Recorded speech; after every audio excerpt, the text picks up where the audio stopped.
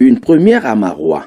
Le public a pris d'assaut le maillot Bololo et ses berges ce 29 décembre 2025. C'est à l'occasion de la première édition de la Fantasia de la cavalerie du Lamida de Maroua.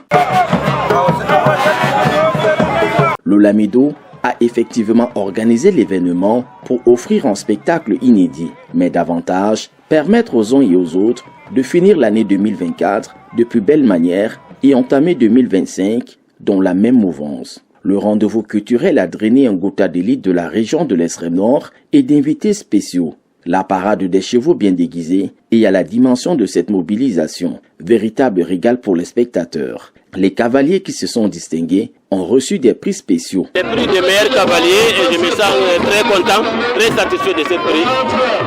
Les primes remises constituent une motivation pour les cavaliers. Sa Majesté Abdoulaye Yerima Bakari, le Lamido n'a pas lésiné sur les moyens pour faire de cette édition l'une des meilleures manifestations de l'année. Il était question pour Sa Majesté de revaloriser la fantasia, de mettre le cheval au centre des préoccupations. Comme vous avez constaté, cette fantasia a été très animée. Il y a eu des prix aux meilleurs cavaliers, des prix des chevaux le mieux entretenus.